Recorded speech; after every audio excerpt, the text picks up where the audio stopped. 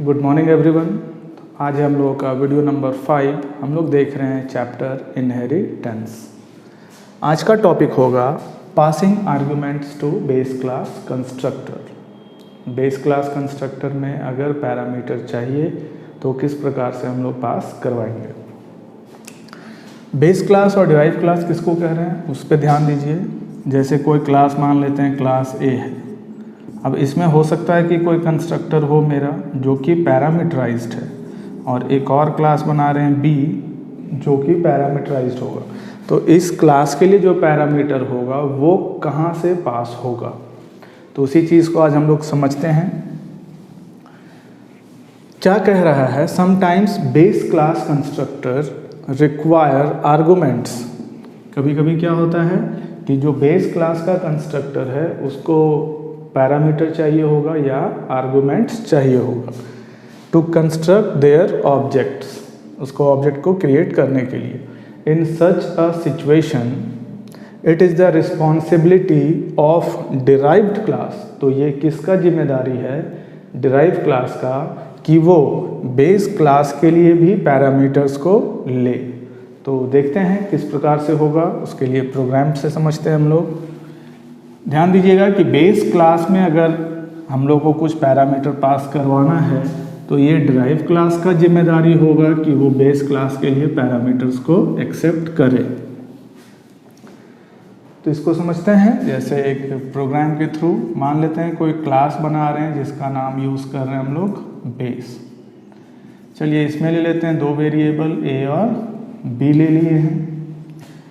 एक कंस्ट्रक्टर ले लेते हैं। कंस्ट्रक्टर हमेशा कहाँ रहेगा, पब्लिक में। पैरामीटराइज्ड कंस्ट्रक्टर लेते हैं बेस। चलिए यहाँ लेते हैं, मान लीजिए x और यहाँ कर दीजिए इंट y। कंस्ट्रक्टर है, असाइन करने के लिए यूज़ हो रहा है। a इक्वल्स टू x और b इक्वल्स टू y। ये पैरामीटराइज्ड है, कंस्ट्रक्टर का रिटर्न टाइप नहीं होता है।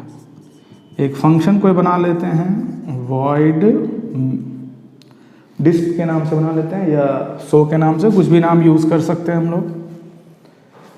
चलिए void शो यूज़ कर रहे हैं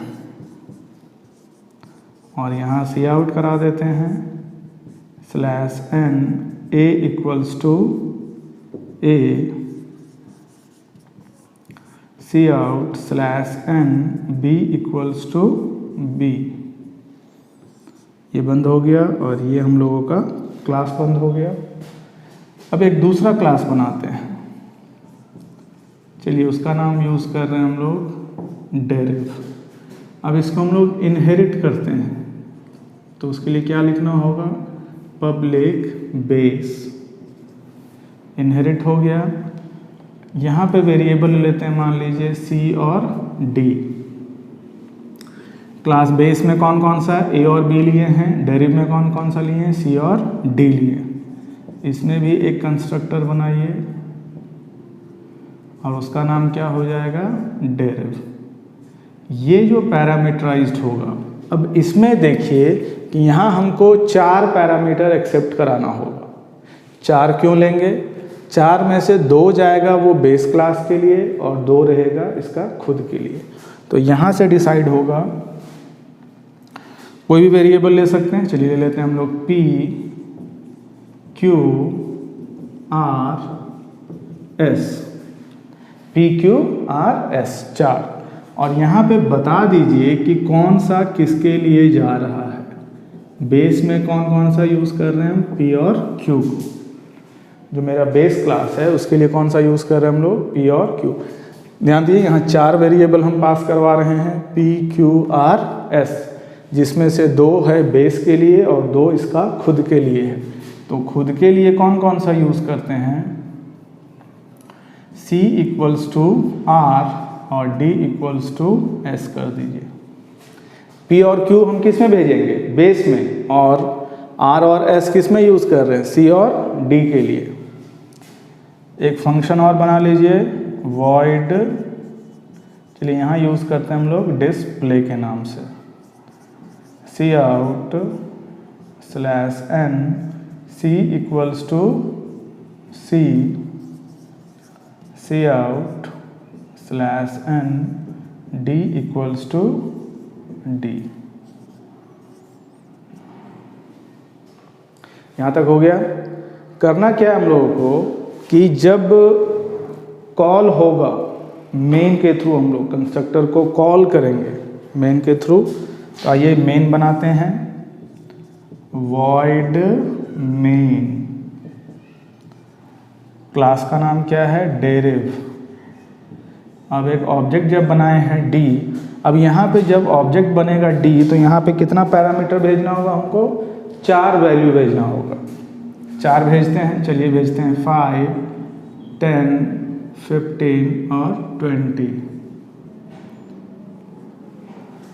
अब यहाँ ध्यान दीजिए कि ये जो गया 5, 10, 15, 20, ये जो गया वो इसमें जाएगा 5, 10, 15, 20, जिसमें से क्या हो रहा है कि बेस के लिए किसको यूज़ करना है, पहला और दूसरा, first 2 values use as a base construct. तो ये जो 5 और 10 है वो यहाँ आ जाएगा। तो आइए कॉल करते हैं d डॉट शो और d डॉट डिस्प्ले।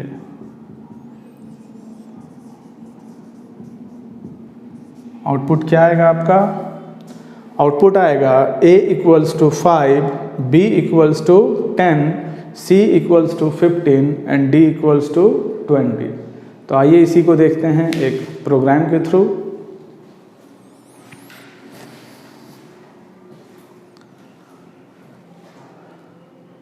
तो आइए देखते हैं प्रोग्राम कैसे होगा।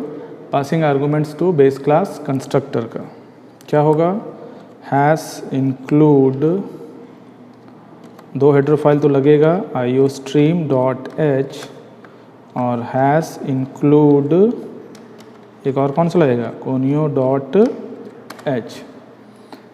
अब हम लोग यहाँ पे एक पहले बेस क्लास बनाते हैं।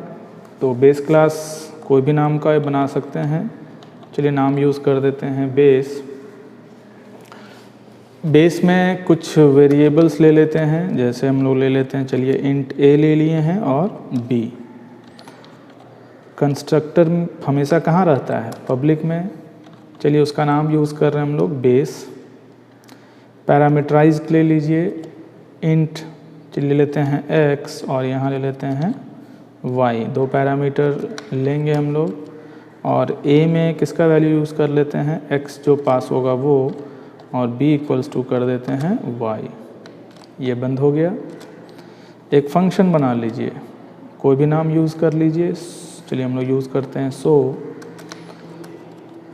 cout, क्या नाम दे देते हैं उसका, /n a equals to a, cout /n b equals to क्या हो जाएगा यहाँ पे b। ये बंद हो गया, ये आपका क्लास बंद हो गया। एक दूसरा क्लास बनाइए, चलिए उसका नाम यूज़ करते हैं हम लोग deriv और इसको इनहेरिट करते हैं हम लोग पब्लिक मोड में। किसका ला रहे हैं हम लोग, बेस से। यहाँ पे भी वेरिएबल लेते हैं, c ले लिए हैं और d। ध्यान रखिए वहाँ पे लिए हुए थे a और b और यहाँ यूज़ कर रहे हैं हम लोग c और d को। तो c और d यहाँ भी पब्लिक में एक कंस्ट्रक्टर बनाइए। कंस्ट्रक्टर का नाम क्या रहेगा, deriv। अब यहाँ पे ध्यान दीजिए कि यहाँ पे हम लोग 4 पैरामीटर पास कराएंगे। पिछले बार हम लोग 2 भेजे थे, लेकिन इस बार कितना भेजना पड़ेगा हमको, 4। 4 क्यों पास करवा रहे हैं, क्योंकि 2 जाएगा बेस के लिए और 2 रहेगा इसका खुद के लिए। तो देखते हैं पास कैसे होगा। इंट कोई भी नाम यूज़ कर सकते हैं, चलिए p, int q, int r और इंट s। 4 हो गया। अब यहाँ बता देना होगा कि बेस में हम कौन कौन सा यूज़ करेंगे। तो चलिए हम यूज़ कर रहे हैं p और q को, किसके लिए, बेस के लिए। तो ऐसे लिखना होगा। इसमें आ जाइए c इक्वल्स टू क्या हो जाएगा R और D इक्वल्स टू S। क्या क्या कर रहे हैं सो ध्यान दीजिए, यहाँ पे हम 4 पैरामीटर भेज रहे हैं P, Q, R और S। P, Q, R, S, जिसमें यहाँ पे लिख दिए हैं कि बेस क्लास के लिए कौन कौन सा यूज़ हो रहा है, P और Q, मतलब 4 पैरामीटर जो भेजेंगे उसमें से पहला और दूसरा यूज़ होगा बेस की। एक फंक्शन यहाँ और बना लेते हैं, void, चलिए उसका नाम यूज़ करते हैं डिस्प्ले, और इसमें दिखा देते हैं कुछ cout /n c equals to, किस में आ जाएगा, C में, और cout /n d equals to, किस में आ जाएगा, D में। ये बंद हो गया और ये बंद हो गया आपका क्लास। चलिए अब शुरू करते हैं void main। मेन में आने के बाद डेरिव का एक ऑब्जेक्ट बनाइए D। अब इसमें 4 वैल्यू को पास कराइए। हम लोग भेजे थे 5, 10, 15 और 20। तो ये जो 5, 10, 15, 20 गया है, ये किस में जाएगा, यहाँ से जाएगा इसमें। अब यहाँ से कॉल कर लीजिए D डॉट, पिछला फंक्शन का नाम क्या था, सो, जो बेस में था, ये हो गया। और दूसरा फंक्शन कौन सा था, D डॉट डिस्प्ले, यहाँ लगा देते हैं गेट ch, ये हो गया बंद। चलिए देखते हैं, नो एरर्स आ गया। A equals to 5, B equals to, C equals to 15 and D equals to 20।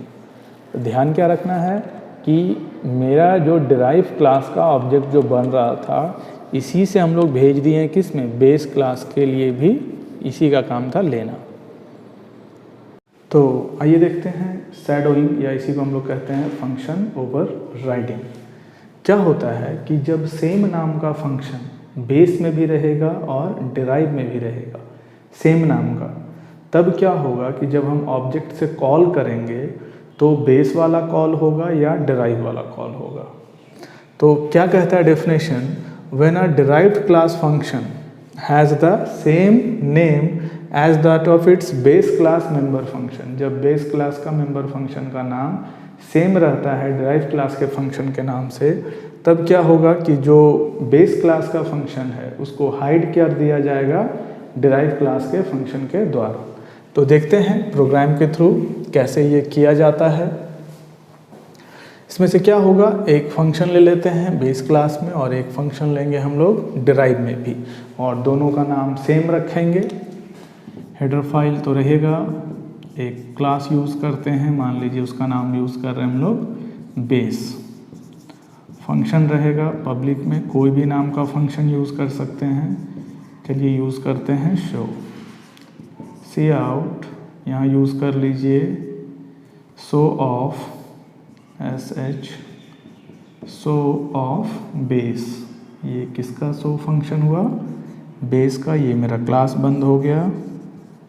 एक क्लास और बनाइए और उसका नाम क्या यूज़ कीजिए, डेरिव, और इसको इनहेरिट कर लीजिए। पब्लिक किससे करना है, बेस से करना है।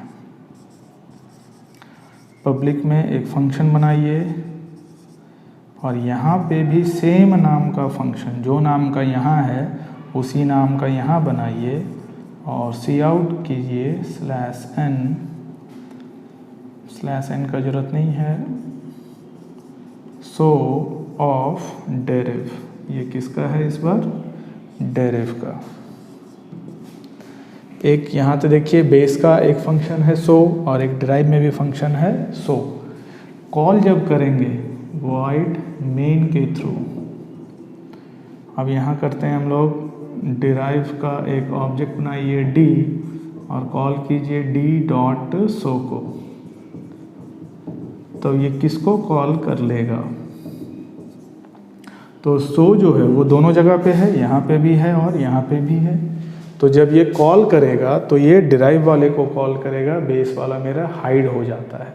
इसी चीज़ को हम लोग देखते हैं प्रोग्राम के थ्रू किस प्रकार का आउटपुट आएगा। तो आइए देखते हैं फंक्शन ओवरराइडिंग। इसमें क्या होता था कि एक ही नाम का क्लास या फंक्शन रहेगा दोनों जगह पे। पहले हेडर फाइल लगाते हैं, hash include io stream dot h, hash include conio dot h। फिर क्या लगाते हैं, एक क्लास बनाते हैं। चलिए क्लास का नाम कुछ भी यूज़ कर सकते हैं, बेस ही यूज़ कर रहे हैं हम लोग।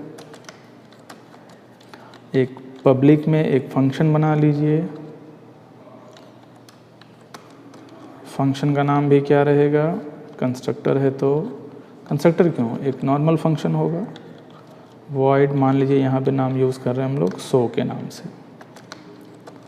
सी आउट करा लीजिए, सो ऑफ बेस, ये किसका सो है, बेस का, यहाँ बंद हो गया। और ये हम लोग का क्लास बंद हो गया। एक क्लास और बनाइए डेरिव के नाम से, जिसको हम लोग इनहेरिट कर लेते हैं कहाँ से, बेस से। अब यहाँ पे भी यूज़ कर रहे हैं हम लोग पब्लिक। अब यहाँ पे भी जो फंक्शन बना रहे हैं उसका नाम भी क्या यूज़ कर लीजिए, सो।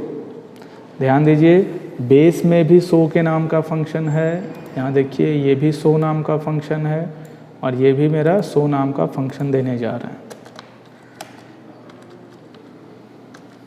सी आउट, यहाँ मैसेज दे दीजिए सो ऑफ डेरिव, ये डेरिव का सो है, ये बंद हो गया। अब बनाते हैं void main। मेन में क्या होगा, डेरिव का एक ऑब्जेक्ट बनाइए। चलिए डी बनाते हैं। अब कॉल कीजिए डी डॉट सो को। तो सो क्या देख रहे हैं कि सो मेरा दोनों जगह पे है, सो जो है वो दोनों जगह पे है, मतलब बेस में भी है और डिराइव में भी है। तो ये किसको कॉल करेगा, देख लीजिए किसको कॉल करेगा, डिराइव वाला को कॉल किया। वो पिछला वाला का आउटपुट है, उसको यहाँ से मिटा देते हैं, CLRSCR। ये देखिए सो ऑफ डेरिव। तो क्या हो रहा है हम लोगों का, वो हाइड हो जा रहा है। अगर सेम नाम का फंक्शन है बेस में भी और डिराइव में भी, दोनों जगह सो नाम का ही है, तो यूज़ कौन सा हो रहा है, डिराइव वाला, बेस वाला हाइड हो जा रहा है।